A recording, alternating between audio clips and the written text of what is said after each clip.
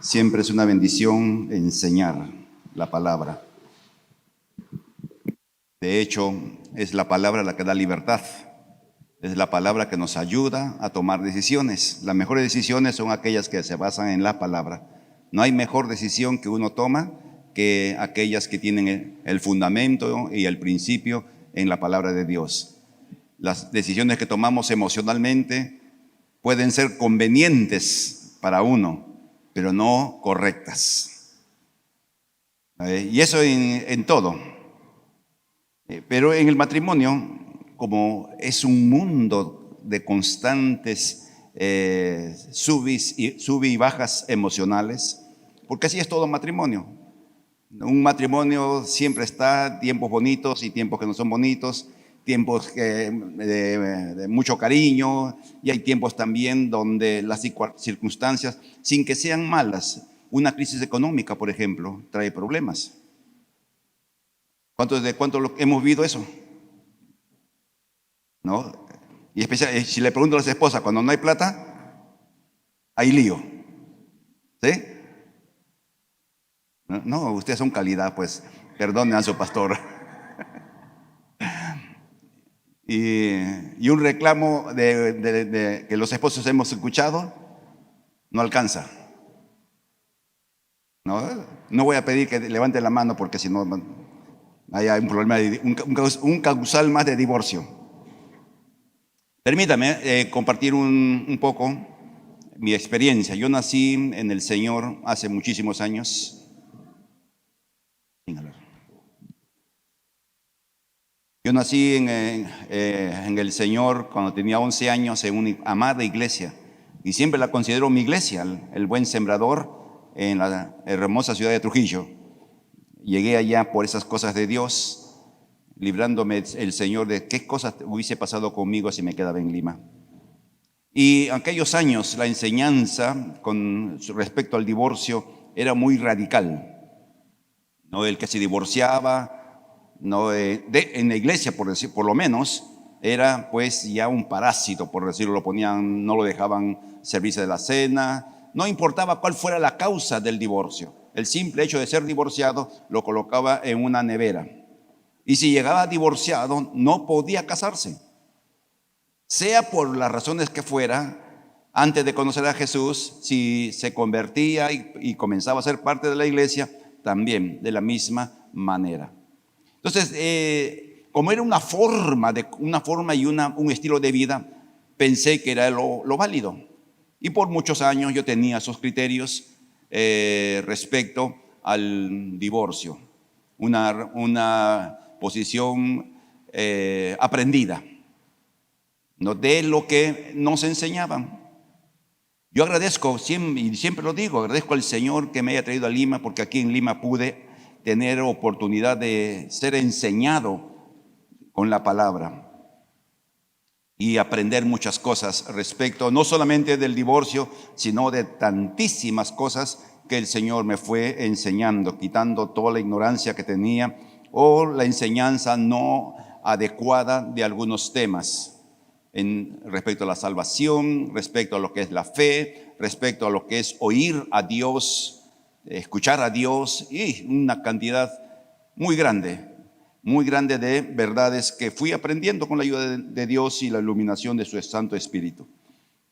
Entonces, con respecto al matrimonio, también yo he pasado pues respecto con quién se tiene que casar. He pasado también una etapa, en aquellos años prehistóricos había una enseñanza. Y la enseñanza que parecía válida: Dios tiene solamente un hombre o una mujer para ti, no hay dos. Entonces, si se usaba como excusa, entonces no me casé con la persona, por eso tengo problemas, me divorcio, y por ahí debe estar la perfecta. No aceptamos la verdad, la idea, pero no vimos las consecuencias de un matrimonio fallido. Entonces, si fallaba el matrimonio es porque no era la persona correcta, no era la que Dios quería. Entonces es bien larga las cosas que he ido aprendiendo. Y yo luego entendí. Ahora para mí es claro que los jóvenes que quieren casarse tienen un solo requisito bíblico, un solo requisito, ni siquiera amor, porque se manda amar. Y se le dice a las mujeres, a las mayores, mujeres, enseñen a las jóvenes a amar a sus maridos. Entonces, el amor no es la esencia, la quintesencia para matrimoniarse. El único requisito que encontramos en la palabra es que sea creyente. Punto. Que sea de la fe, porque no podemos unirnos en yugo desigual. Punto. Ya si es feo, si es bonito, si es alto, si es bajo, si tiene, eso ya es gustos. Y en gustos y sabores, si no, ¿por qué se casó con quien está casado? Yo me casé con una mujer bajita. Alguien me preguntó por qué escogiste a ella. Bueno, pues gustos. Y si a uno le gusta algo y lo tiene, paga por el gusto. ¿Y usted también no está pagando por el gusto? Porque todo comienza así, ¿no? El amor comienza con una amistad y luego de la amistad comienza uno a gustarse la persona y del gusto, después vienen los disgustos. Entonces vamos a ver, no sé en qué página estará en su manual, una necesaria introducción. ¿Qué dice la Biblia acerca del matrimonio? ¿Qué enseña? El divorcio. ¿El divorcio es un tema que está en la Biblia? Sí, reiteradas veces. Es un tema recurrente en el Antiguo Testamento y también en el Nuevo Testamento. O sea, no es algo que aparece y no tiene un sentido o un contenido. Sí, es bíblico. Y si en la Biblia está el tema del divorcio, tenemos que estudiarlo, tenemos que aprenderlo. Por ejemplo, en el Antiguo Testamento, algunos dicen, la Biblia dice, Dios odia el divorcio. Y es cierto, Dios odia el divorcio. Pero sin embargo, en el Antiguo Testamento encontramos que en el libro de Esdras y en el libro de Nehemías hay divorcios de levitas que se habían casado con gente que no era judía. Y nadie dijo nada. Y no era porque la contraparte era, ¿cómo se dice? Infiel o que quemaba el arroz, como decían algunos. No, porque era sencillamente porque no era judía. Entonces, a veces leemos la Biblia de una manera parcializada o no la leemos en su contexto general. Ahora, ¿cuáles son los motivos para un divorcio legítimo? Ese es el punto. ¿Cuáles son las razones que un esposo o esposa tiene para que su divorcio sea legítimo? Porque la Biblia habla de un divorcio legítimo. La Biblia menciona un divorcio legítimo y de eso estaremos hablando. Y eso lleva a un segundo problema o una segunda situación. ¿Un divorcio legítimo permite un nuevo matrimonio? Eso lo veremos mañana. Ya no le digo nada, para que le diga el gusanito. Ahora, pero un divorcio que no es por causa válida, ¿permite el matrimonio? Son preguntas que surgen de este tema. Y cuando comencé a pastorear aquí en Lima, en Trujillo no tenía problema con los matrimonios, casi todos eran mayores, y era bien curioso. Casi todos los miembros de la iglesia que pastoreaba eran mayores, teníamos pocos jóvenes. Entonces ya tenían matrimonios de años y no había los líos. Y también yo era muchacho y recién comenzando el ministerio, no tuve mucho que ver con matrimonios.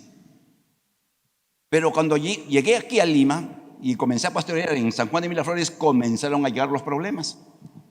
Y comencé a ver el trasfondo de la iglesia, que el primer domingo que hice Cena del Señor en esa iglesia, yo vi a algunos hermanos que no tomaban la copa, no se servían. Dije, ¿y qué pasa, no? Y comencé a averiguar, ¿no? En el chisme santo que los pastores debemos tener de vez en cuando. Y me dice, no, es que yo soy divorciado, o soy divorciada, o no me he casado todavía. Y una serie de situaciones me llevó, le digo, a reflexionar y buscar respuestas en la palabra de Dios.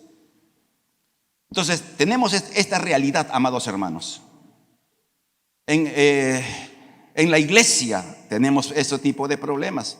No por ser creyentes nos eximimos de tener problemas. Qué bueno fuera, ¿no? Pero no. Ahora, ¿qué pasaba en el tiempo de Jesús? Hoy día vamos a hablar de lo que Jesús enseñó respecto al divorcio.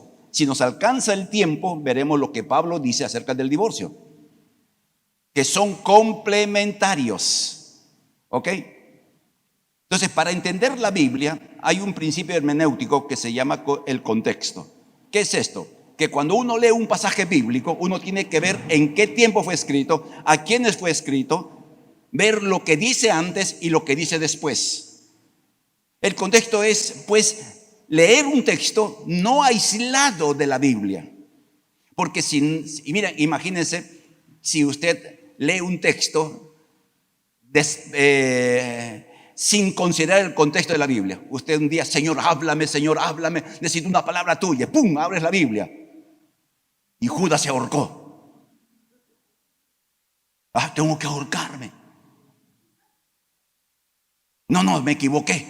Entonces, otra vez, Señor, creo que se equivocó. Abre otro texto. Lo que vas a hacer a lo pronto.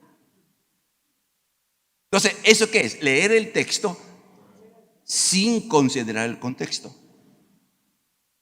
Entonces, Jesús vivió en un contexto, la nación de Israel. Y eso es el fundamental para entender las palabras de Jesús. En el tiempo de Jesús había entre los entendidos, los rabinos, una discusión bizantina, una discusión interminable.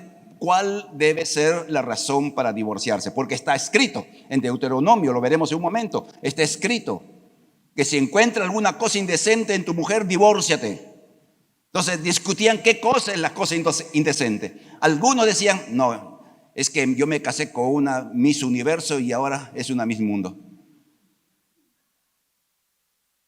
¿Se entiende, no? Ya es una broma. O porque quemó el arroz, como dicen, para nuestro contexto. Entonces, para unos de una escuela llamada Chamay o algo así, no, cualquier razón que el hombre diga, me divorcio de mi mujer porque esto, tengo una razón, no, ronca mucho, o no me cocina a la hora, o diría yo, si hubiera sido judío de aquellos tiempos, mi mujer hace pura comida picante, yo no como ají. Entonces, cualquier razón que el hombre presentara era válido para divorciarse. ¿Habían llegado a qué? Al extremo. O sea, parecía esos rabinos, maestros de la Biblia, parecían a los mundanos de hoy día, que se casan por se casan supuestamente enamoradísimos y se divorcian por cualquier cosa. Y se divorcian y se vuelven a casar y es una ruleta rusa interminable. Pero también había otra escuela, la escuela de Gilai, que eran los conservadores. Decían, la única razón válida para divorciarse es el adulterio. Es la única razón válida. Entonces, y es cierta, es bíblica o es correcta esta afirmación de estos rabinos a la cual el Señor Jesús ratificó de una manera directa. Vamos a leer el pasaje que se toma como fundamento del causal válido de divorcio. Estoy usando una palabra, causal válida, porque también hay causales justificables. Ayer el hermano Luis, que ha dado una exposición increíble, ¿no? Y creo que hemos sido muy claros que el divorcio, dile no. Porque a cada causal siempre hay una pauta bíblica que te dice lo que uno debe hacer. Deuteronomio 24:1 es una traducción que uso mucho, Nueva Traducción Viviente. Miren cómo lo traduce. Supongamos que un hombre se casa con una mujer, pero ella no le agrada. Resulta que él encuentra algo reprochable en ella. Entonces escribe un documento de divorcio, se lo entrega a la se lo entrega y la echa de la casa. La Reina Valera lo dice de una manera un poco más fuerte. Entonces, este texto fue usado por judíos que le preguntan a Jesús: Señor, ¿es lícito divorciarse de mi mujer? Y el punto detrás de esa pregunta era cuestionar la respuesta de Jesús. No lo preguntaban porque querían saber, porque los dos grupos estaban totalmente metidos en su opinión. Era una pregunta de más. Pero sin embargo, ¿qué responde Jesús? Y eso es lo importante. Miren, vamos por favor a leerlo. No está en su manual, pero lo vamos a leer por favor. En Mateo.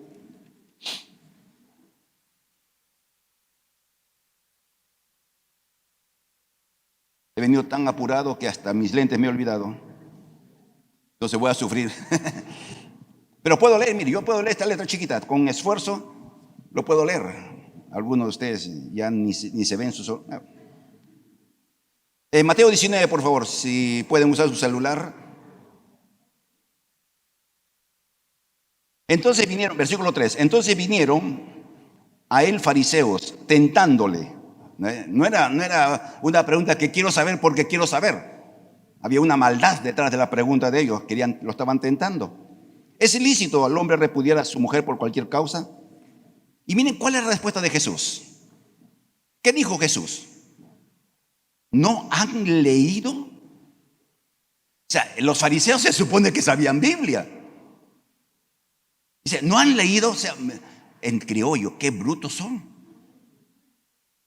¿No han leído que el que hizo al principio, varón y hembra los creó? Por tanto, por esto el hombre dejará a su padre y a su madre, se unirá a su mujer, y se unirán a su mujer, y luego serán una sola carne.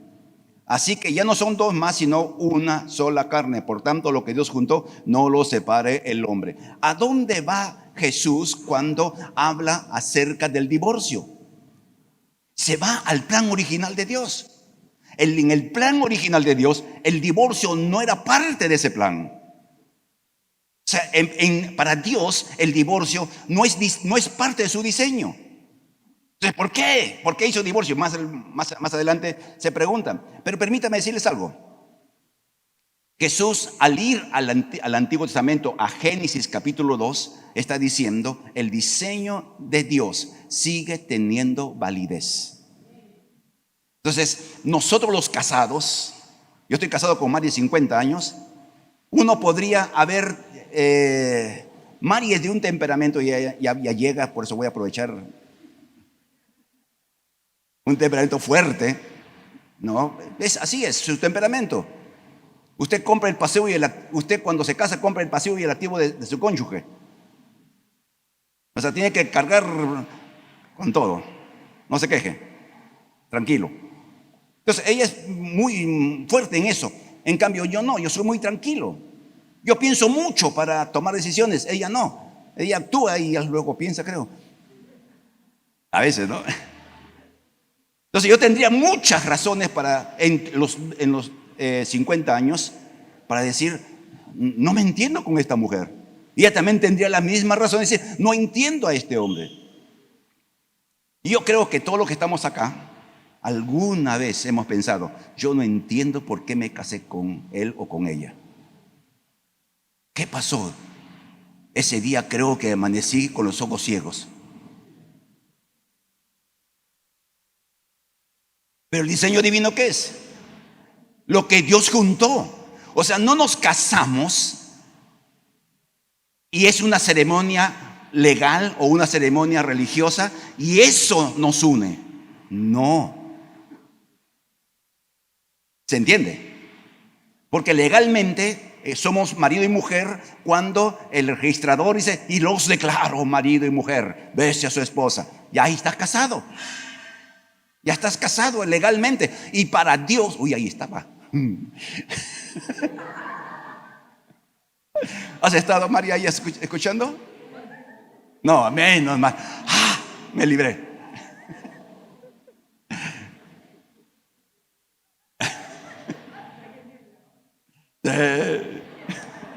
Y ahora, voy a tomar agüita, ¿ya?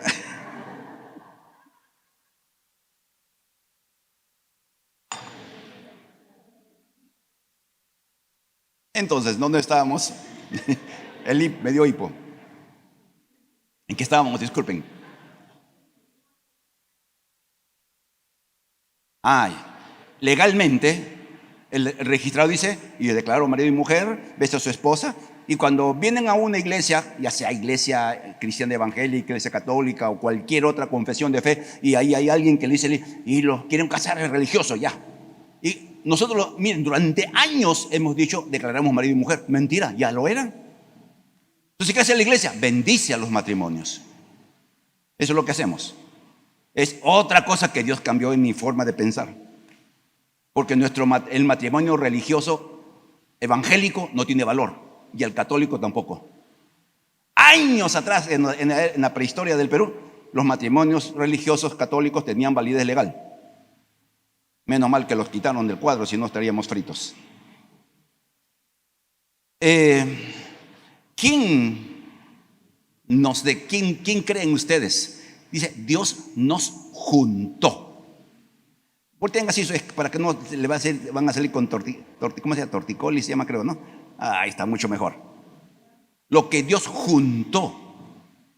Entonces tú te enamoraste de quien te has enamorado y te fuiste a un registro civil, me quiero casar. O sea, en el momento en que ustedes declaraban su compromiso, Dios los juntó. O sea, no es el registro civil, no es el pastor, es Dios que juntó. Y como Dios junta, y lo que Dios junta no es para ser quebrado. Dice, lo que Dios juntó, no lo separe el hombre. O sea, desde la perspectiva de Dios, en el diseño original, el divorcio no debiera ser parte en ninguno de nuestros pensamientos, independiente de las circunstancias que vivamos, salvo que haya una causal válida. Y de eso hablaremos en un momento. Entonces, sigamos con esto. A Jesús le preguntan, versículo 7, Mateo 19, y le dijeron, ¿por qué pues mandó Moisés a dar carta de divorcio y repudiarla? La pregunta era esta: si Dios hizo el matrimonio y si Dios juntó a la pareja, entonces ¿por qué Moisés manda a divorciarse? Ellos habían entendido mal, como a veces entendemos mal la palabra. Y esta gente, los fariseos, no era gente como que iban a los cultos los domingos, los miércoles. No, su vida era estudiar la palabra. Se conocían al dedillo todo el Antiguo Testamento. O sea, no era gente ignorante. Pero miren, a pesar de todo ello, ignoraban el verdadero espíritu del mandamiento o de la permisión divina. Porque ellos entendían que Dios había ordenado divorciarse, que Dios había dicho divórciense. Y en ningún lugar de la Escritura dice Dios que nos divorciemos. Lo que se dice que podemos divorciarnos, que es una cosa, y otra cosa es ordenar divorciarse. ¿Se deja entender hasta ahí, no, amados hermanos? Ok. Entonces, ¿qué responde Jesús? Bien simple. Él les dijo, por la dureza de su corazón, Moisés le permitió. Entonces el divorcio es un permiso divino. Dios permite divorciarse. No es que Él quiera que se divorcien, Dios permite divorciarse. Entonces, quienes se divorcian, y entre los que estamos acá, no con todo el respeto del universo, pueden haber gente, algunos que se hayan divorciado previamente, en fin, no, con todo el respeto. No es mi afán ofender absolutamente a nadie, sino sencillamente presentar la palabra independiente de las realidades. ¿Qué es lo que Jesús dijo? Por la dureza de vuestro corazón, Dios permitió. El divorcio es un permiso, no es una orden. ¿Entiendas eso? Es una orden. Entonces, independiente de la circunstancia, implica que un matrimonio en crisis no debiera necesariamente terminar en divorcio. Entonces, pues hay procesos de restauración. Ayer el hermano Luis nos habló, ¿no? Que cómo llegó con una expectativa 100 y comenzó en 0. Como decir, en el plano humano, esta mujer no es la que yo soñé. Es el polo opuesto de lo que yo soñé. Entonces creo que me equivoqué de mujer. Entonces, hijita, chao, calabaza, calabaza, cada uno a su casa. Me voy a buscar por lo menos la 90. No, así en expectativa.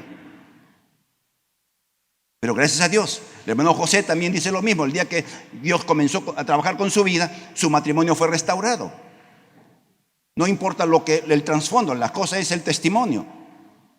Y su servidor, con Mari, a los 12 años o 13 años, ella quería separarse de mí, ella quería irse. Yo era pastor.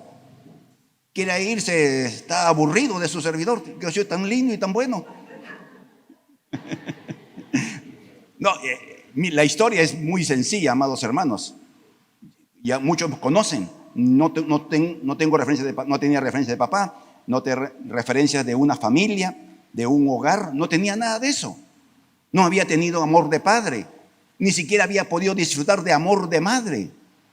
Entonces yo era un huérfano de todo y me caso. Entonces, ¿cómo puede uno dar lo que no ha recibido? Entonces Dios me enseñó aquí nuevamente que aunque Dios no me haya dado, aunque no haya recibido lo que yo necesitaba de niño, yo no puedo vengarme con mis hijos. Ese fue mi gravísimo error. No error, pecado. Porque tenía la Biblia en mi mano, pero a veces uno lo lee medio prejuiciado, ¿no? O lo lee lo que le gusta. En aquellos años, señor, la mujer debe estar sujeta al marido, sí, así. Ahí. Así, esa era la forma de pensar. Pero gracias a Dios, que Dios nos enseña cómo vas a pisar a Jesús.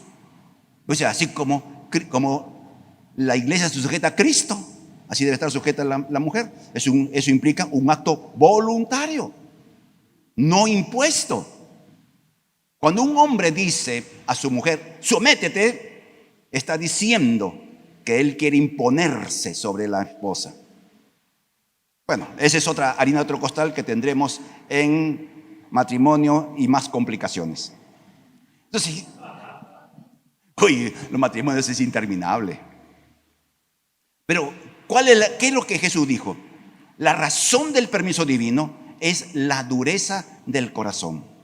Ahora, ¿qué implica la dureza de corazón?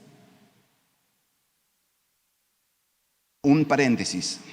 Amados hermanos, los que ya me conocen, para aquellos hermanos que por primera vez vienen a un taller, su servidor muchas veces se apega al manual. Ya dice lo que está en el manual. Yo lo explico. Pero muchas veces, y son más las muchas veces, yo digo cosas que no están en el manual. O sea, si usted busca algunas cosas que estoy diciendo, no lo va a encontrar en el manual. Por eso, mosca. Estoy diciendo cosas que no están en el manual ahorita, por lo menos. ¿Qué es la dureza del corazón? ¿Cuándo se dice a una persona que tú eres duro de corazón? Cuando uno entiende, ok. En el aspecto emocional, cuando alguien se le llama que tiene corazón duro. Terco. Hay casi todos, ¿ah? ¿Cuántos tercos hay acá? Yo solo. Dios mío. Por eso yo a veces. No, ustedes son tan tercos que no levantan la mano, ¿no?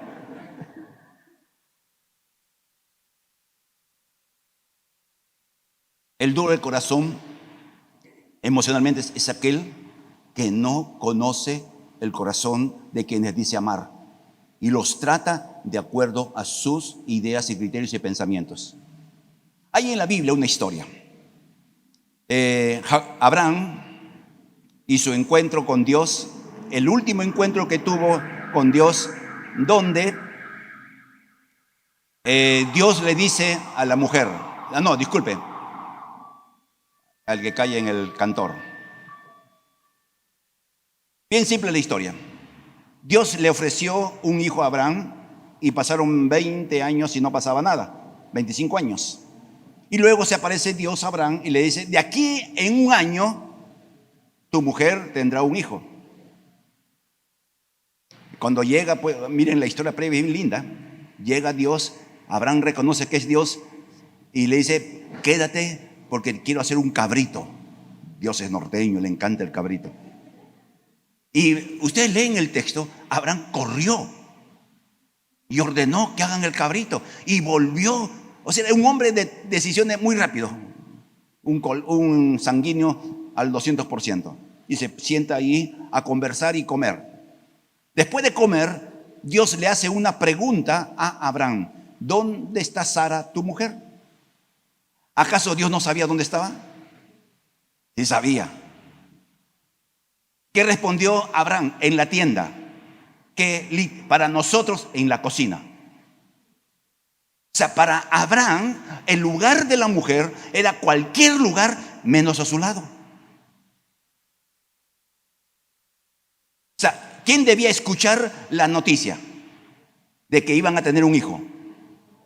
Los dos. Entonces, ese es un corazón duro, que se parece ni llanero solitario, porque el llanero solitario tiene su indio toro a su lado. Luego le hace una segunda pregunta.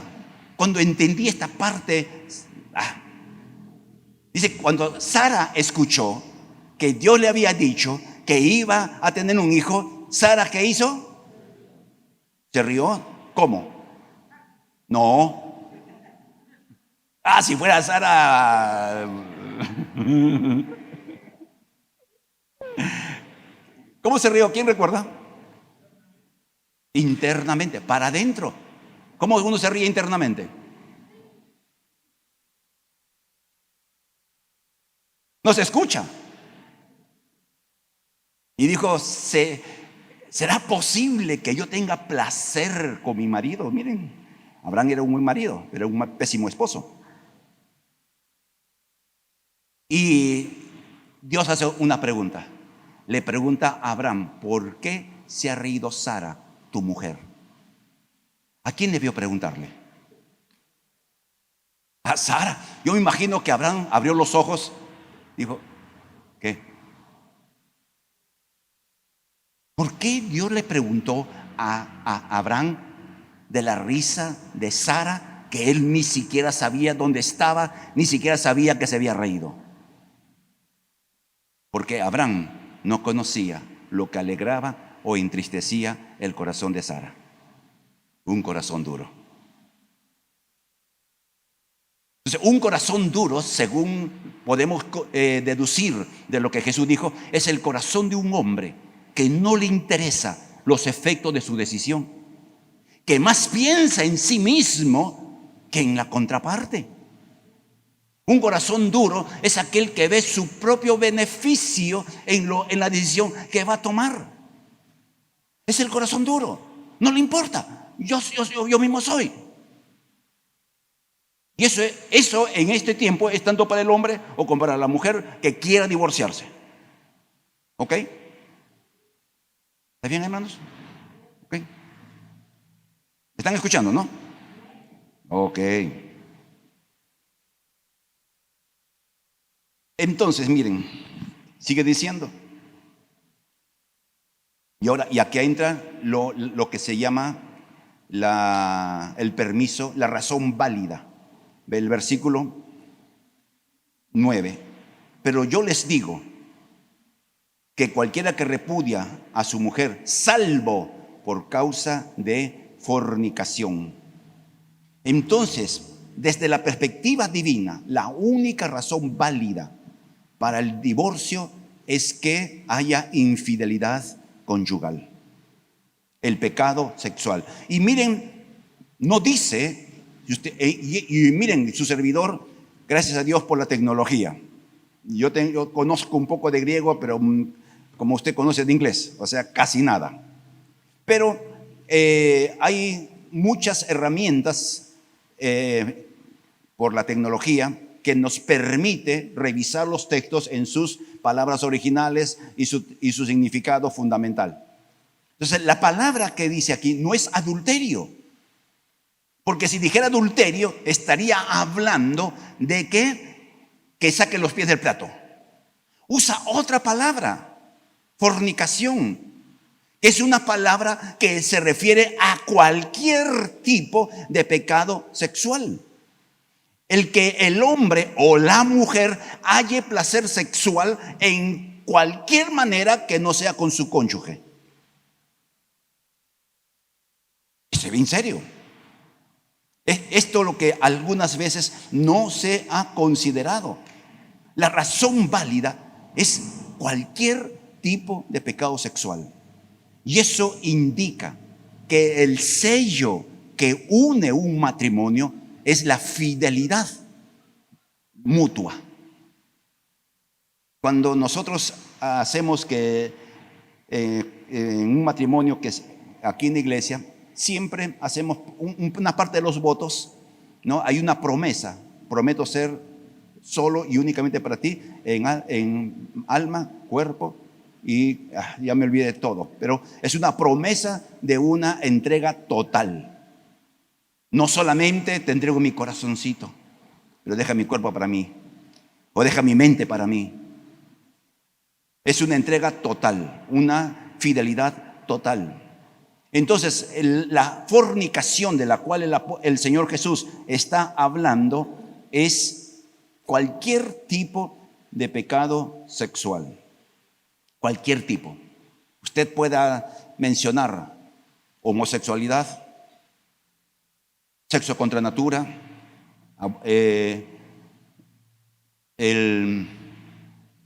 pornografía. Tantísimo, es un espectro enorme el pecado sexual, la pornografía, la fornicación. No solo es el acto sexual con otra persona que no es el cónyuge, es cualquier tipo de acto que cause satisfacción sexual. La pornografía causa satisfacción sexual al que lo ve, sea hombre, sea mujer. Entonces, por eso la pornografía, lo que el Señor está hablando, abre el espectro. En aquellos años en que Jesús hablaba, está refiriéndose exclusivamente a pecado sexual, adulterio en el sentido estricto de la palabra. Pero el Señor pudo haber usado la palabra adulterio. Entonces no tendríamos problemas. Dice, entonces yo puedo ver pornografía, pero nunca le saco la vuelta a mi mujer. Yo puedo meterme como homosexual, pero sigo con mi mujer. Entonces el Señor abre, pensando en futuro, usa una palabra para darnos a entender que cualquier tipo de satisfacción sexual fuera del que no sea la esposa. Entonces, con todo esto, amados hermanos, las condiciones de este tiempo son complicadas, muy complicadas, tan difíciles. Y querramos o no querramos, la iglesia es afectada. Somos contagiados por el espíritu del tiempo en que vivimos. Y ahora se habla mucho más de divorcios, separaciones, etc. Con esto en mente, veamos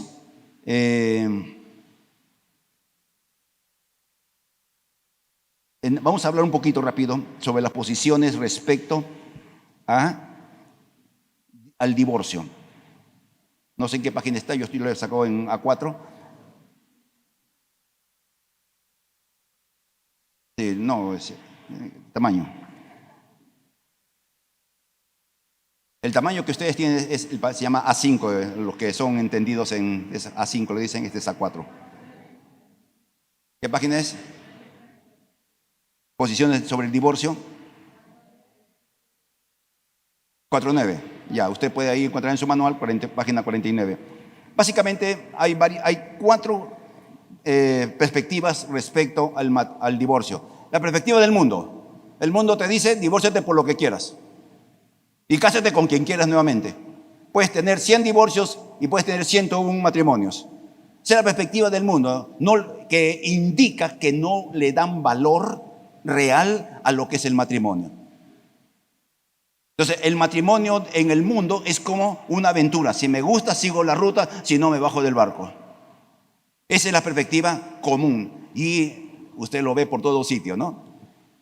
La televisión, esos programas que no debiéramos ver, esos de chismosería y todas esas cosas que hablan del fulano, del sultano. No acabe sus ojos con eso. No gaste energía eléctrica mirando eso. Se va a acabar su televisor, se va a quemar. No. Eso ni pensar.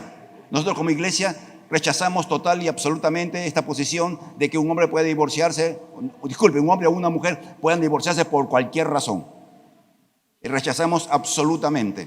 Hay una posición que rechaza de modo absoluto el divorcio. Hay iglesias cristianas hoy en día, incluyendo nuestro amado Perú, hay iglesias cristianas que prohíben terminantemente el divorcio. Y si se divorcian, el que se ha divorciado o los divorciados sufren una especie de excomunión, por decirlo así.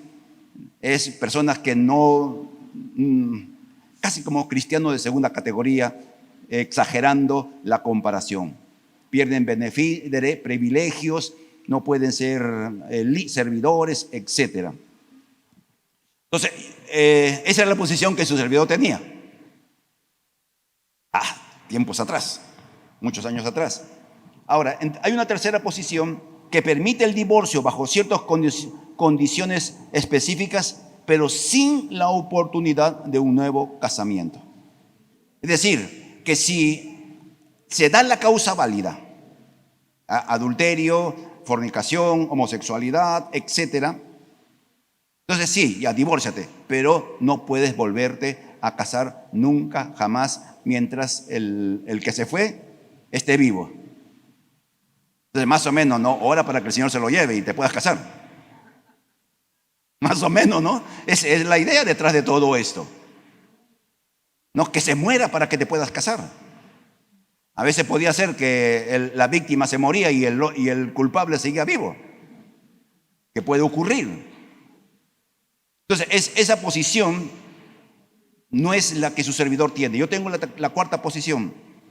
Y esta es una posición que es resultado de los años de pastor, de estudiar la Biblia, de escuchar a maestros y de ver la realidad en las iglesias locales de este tiempo. Y eso lo entenderemos posiblemente el día de mañana cuando hablemos lo que Pablo enseña respecto al divorcio.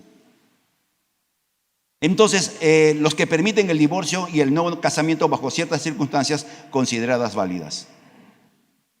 Si hay, les cuento un caso, pasó aquí en la iglesia. Una parejita, una chica muy preciosa, un varón, y cuando estábamos en Tomás Valle, se casaron, el chico se bautizó, el chico participó creo hasta de encuentros. Bueno, se parecía un buen creyente. No, iba con su esposita en los primeros meses. A los 7 meses, se descubrió su doble vida. Tenía otra mujer. O sea, miren, horrible fue, para la dama fue horrible. Una experiencia traumática. Lo manejamos en un nivel de mucha privacidad por respeto a la dama. Porque la gente a veces es mal hablada. Ustedes son calidad, pues en aquellos tiempos eran mal hablada. Porque si tú te enteras de una dama, la dama que su esposo le sacó la vuelta y vivía una vida doble, dice pobrecita, y lo miras y ahí está la. Entonces cuidamos el buen nombre en este caso de la víctima. Lo manejamos de una manera muy sabia.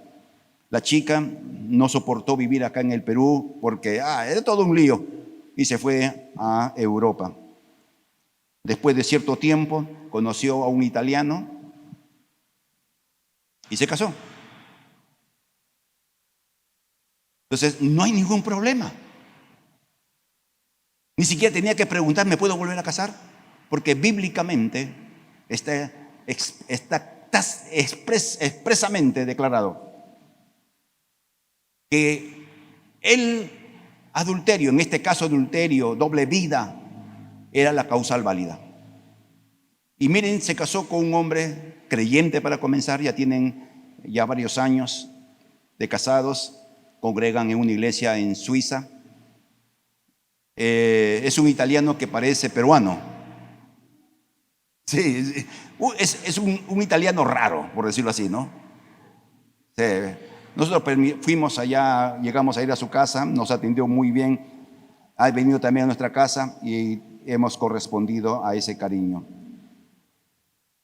Entonces, amados hermanos, para explicar la posición que su servidor tiene y que esta iglesia tiene, a veces llegan personas a la iglesia y consultan: yo me casé antes de ser creyente, estoy separado, ¿qué debo hacer? Divórciate. Me quiero volver a casar, divórciate primero. Independiente de las razones, ¿no? Porque es en verdad muy complicado. Yo tengo en claro algo, amados hermanos, esas cosas que Dios nos va enseñando. Es preferible equivocarse buscando el bien para que las personas puedan escuchar la palabra y puedan seguir al Señor, que decir que no y esa pareja se vaya al mundo porque rechazaron sus decisiones. ¿Me explico? ¿Se dejó entender? Por eso permitimos que los niños que corran por acá. Algunos que tienen espíritu de Herodes dicen: agarren a esos niños. Deben reprender ese espíritu de Herodes. Permitimos que los adolescentes estén allí y muchas veces están aquí y están con el celular en la mano. Y es una realidad. Permitimos que hermanos están en el culto, les llaman por celular y se van corriendo afuera. Les permitimos. No está bien, pero le permitimos. Usted no va a escuchar al pastor lanzar llamas de fuego al que se va a contestar el teléfono. Si no, ¿cuántos muertos habría, no? ¿Por qué, amados hermanos? Son perspectivas que uno va adquiriendo con los años. Con los muchachitos, quiera que no quiera, la palabra llega a su corazón y eso va a serles el referente para algún momento en su vida. El referente. Bien, volvamos a lo nuestro. La demanda de Dios del matrimonio sin tener el divorcio como un factor de vida para futuro, nos habla de cuán especial es para Dios el matrimonio. El matrimonio refleja a Dios, la relación de la deidad. Por eso Dios hizo el matrimonio. Volvamos a Génesis. Y dijo Dios: hagamos al hombre a nuestra imagen y semejanza. Entonces, Dios hizo al hombre y a la mujer que reflejaran la relación de Dios. Y es por eso que en la Biblia encontramos, en el Antiguo Testamento, que Dios considera su relación con Israel como un matrimonio. Y considera en el Nuevo Testamento la relación de Jesús con su iglesia como también un matrimonio. Interesante. Nuestro matrimonio tiene intimidad, ¿no? La intimidad sexual, la intimidad emocional, tiene relación, conversamos. Cuando conversamos bien, cuando conversamos enojados, también estamos en una relación. Media complicada, pero ¿no? Y compartimos vida. Cuando vemos a Dios en su Trinidad, en su perfección, hay compañerismo, hay relación. Cada uno tiene su función y nadie se mete en lo que el otro hace. Tiene su función especial El Padre tiene su función especial, el Hijo tiene su función especial, el Espíritu Santo tiene su función especial.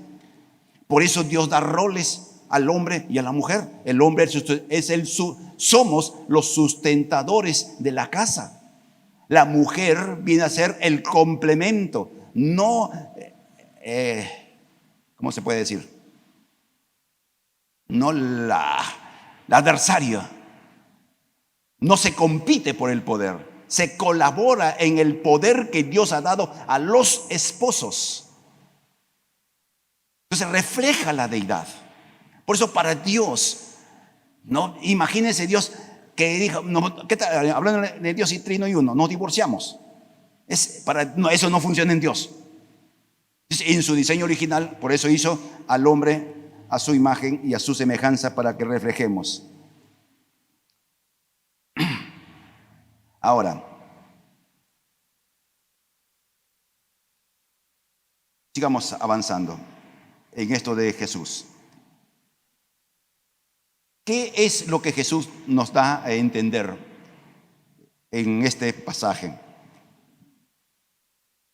Miren lo que los discípulos, estamos en Mateo 19 nuevamente. Le dijeron sus discípulos, o sea, los discípulos judíos, que conocían las dos posiciones respecto al divorcio, por cualquier causa o por causa, ahora Jesús le está diciendo, por causa de fornicación. Si es así, tan brava la cosa, un añadido de su servidor, si así es la condición del hombre con su mujer, no conviene casarse. Si voy a estar unido con esta mujer, no sé cómo cocinará, no sé cómo se pondrá de aquí a 20 años, pues a la mejor pienso antes de casarme. O sea, ellos entendían que el matrimonio, por estas palabras, no era para probar cuánto tiempo soporto a mi cónyuge. Con estas palabras que interpretan la palabra de Jesús, le está diciendo el matrimonio es para toda la vida. Lindo es eso, ¿eh? O sea, los discípulos pensaban, pues, ¿sabes lo que implica? Que los discípulos pensaban como posibilidad divorciarse de sus mujeres, como posibilidad.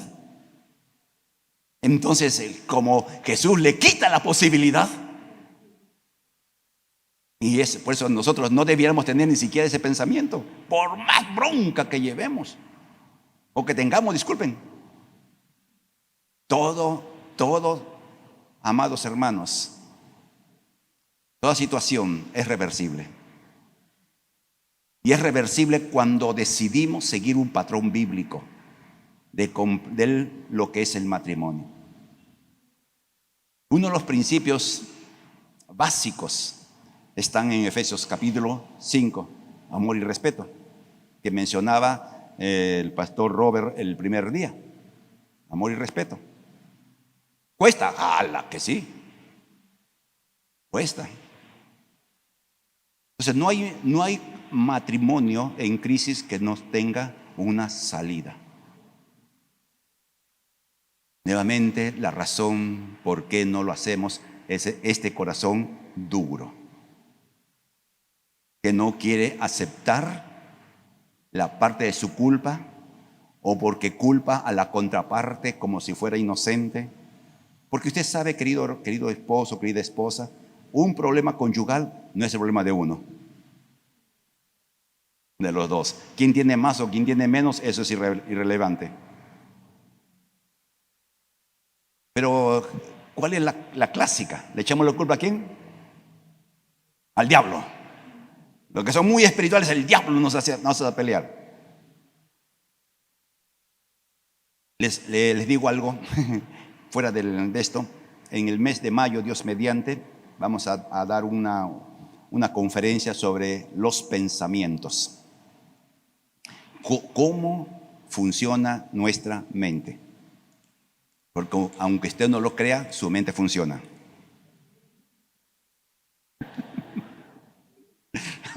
Y la mente de su cónyuge también. Y sabe, estudiando, esto me ha perseguido por años. el asunto de cómo pensamos, cómo se forman los pensamientos. Y estudiándolo, conclusiones bien simples. Bien simples. Uno piensa en función de lo que escucha. Lo que uno escucha se convierte en un factor para pensar. Para que pienses, tienes que escuchar algo. Por eso, ¿a cuánto nos ha pasado esto? ¿Por qué lo dijo así? ¿Por qué me miró así? ¿No? Entonces, nuestra mente tiene que ser primero alimentada por un elemento externo para que la mente comience a funcionar.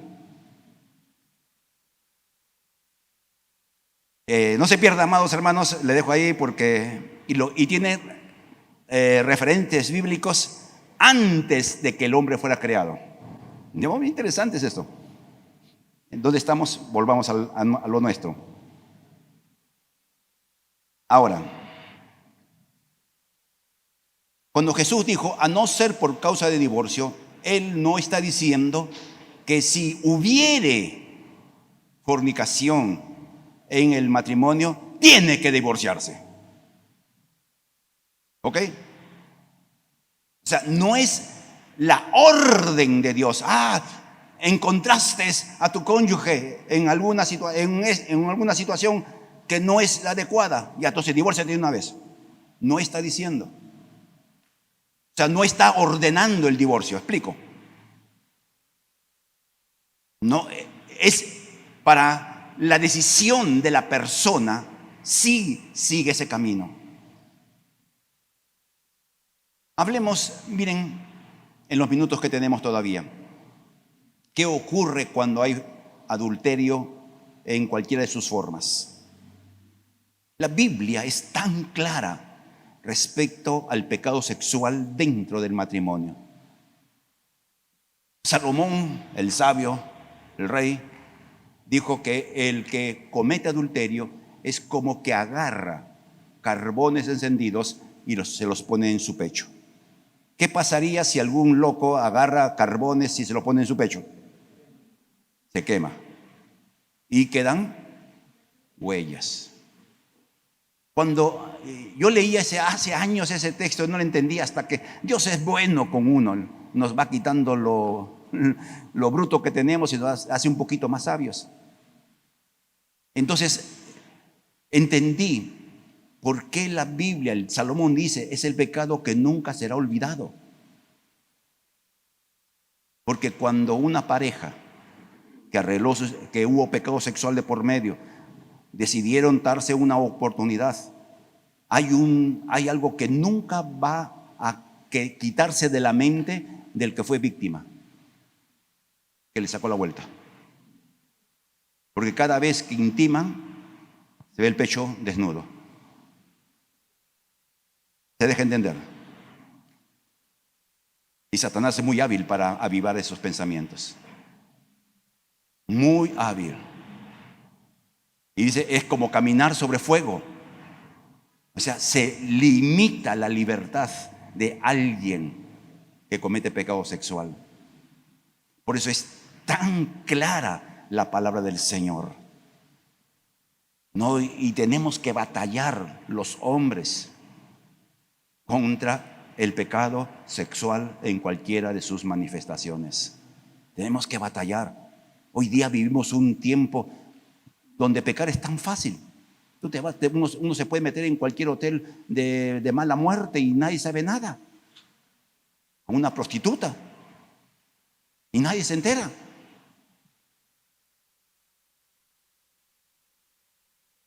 La fidelidad es una demanda divina. Y en el marco espiritual, cuando en un hogar, en un matrimonio se comete pecado sexual, se deja una huella generacional.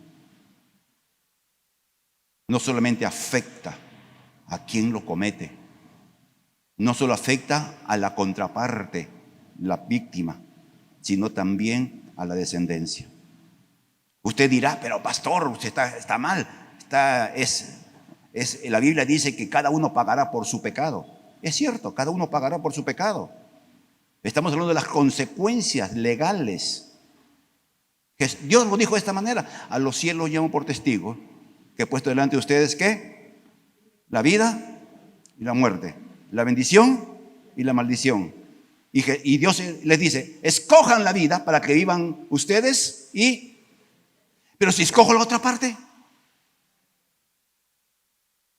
para mí y para mi descendencia, que no es culpa, es consecuencia, que son cosas diferentes. Entonces, amados hermanos, los que somos casados acá, si me permiten darles una palabra a su corazón, guardemos a la integridad de nuestro corazón. Satanás sabe muy bien cómo llegar a esa parte profunda del alma que tiene que ver con los deseos sexuales. Hace años, cuando estaba en Trujillo, estaba viendo unos dibujos animados. No sé dónde, si en Trujillo o en Lima, pero la cosa, estaba viendo unos dibujos animados. O una película. Estaba en el famoso, mira, buscando algo que ver. Acá, debe ser aquí en Lima. Y de repente veo una película de dos hombres conversando, ¿no? Y me gustó lo que dijo, ¿no? La pregunta que le hizo uno al otro: oye, ¿tú cómo puedes conquistar cualquier mujer? Paré, pues, y dije: acá hay algo interesante. No para aprender a hacerlo yo, ¿no? Porque miren, el diablo enseña a través de la televisión o del cine cómo hacer las cosas. Hace años hubo una película de uno, no me recuerdo cómo se llama la película, que enseñó a robar. Y en el Perú comenzaron a robar tal como la película lo hacían. Satanás usa los medios para enseñar. Entonces la respuesta del hombre es que yo le doy a la mujer lo que su marido no le da.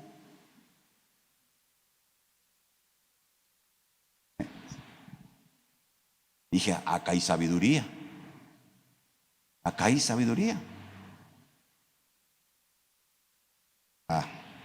Por eso, queridos hermanos, los que somos los varones y las damas, cuidemos esta área de nuestra vida. Mantengamos las sanas distancias. Y cada uno de los que estamos acá sabemos qué pensamos cuando vemos a alguien. Tanto hombre como mujer, ¿eh?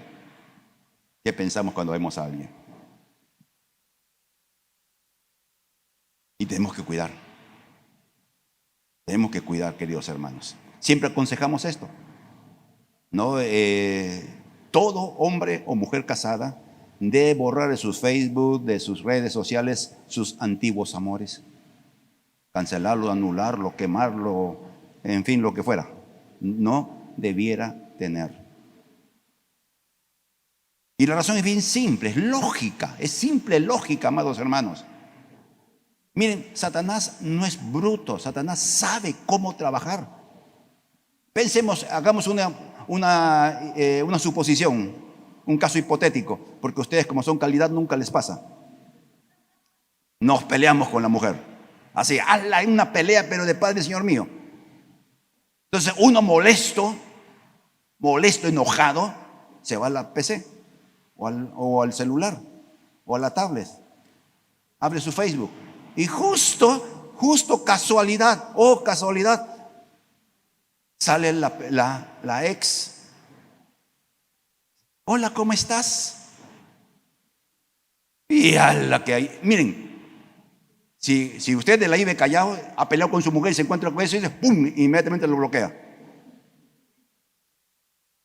Pero si usted fuera de otra iglesia, comienza: mírame lo que pasó. O aunque no diga nada, comienza con este pensamiento: si hubiese casado con la Filiberta, no tendría problemas con esta mamerta. Para no mencionar nombre, porque si alguien se llama así, me disculpa.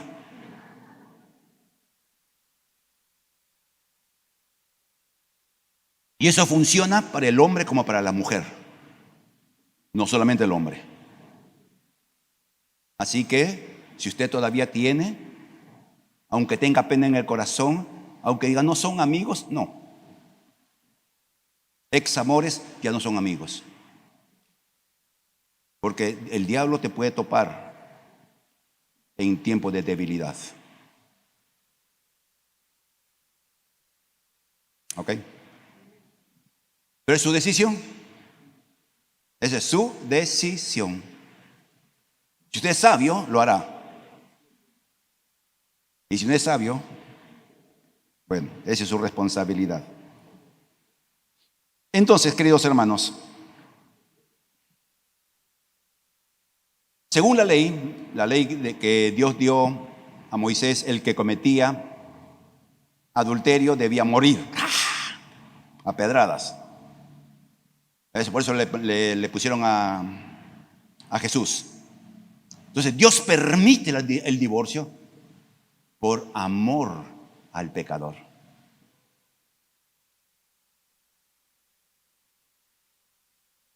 Porque literalmente, ¿qué tenía que pasar con esa persona? Morir.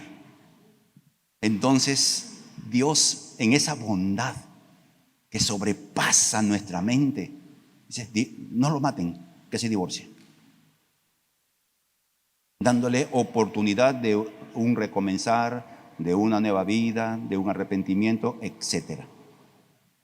Aún la dureza del corazón, Dios puede moverse por amor al victimario.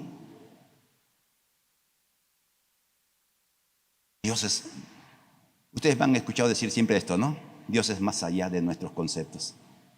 Y muchas ideas locas que hemos tenido de Dios, totalmente alejadas de lo que realmente la palabra de Dios enseña. Porque en nuestro criterio, el que saca los pies del plato, hay que quemarlo más o menos, ¿no? Como para que guardarle un pomito y recuerdo. Pero Dios dice, no lo maten, que se divorcie, porque esa persona puede arrepentirse, esa persona puede, en fin, rehacer una vida sin cometer los errores que cometió. Miren qué Dios tenemos. Qué Dios tan bueno es el Dios que tenemos, amados hermanos. Tenemos que ser gratos con Él. Tenemos que ser agradecidos con nuestro Dios y Padre.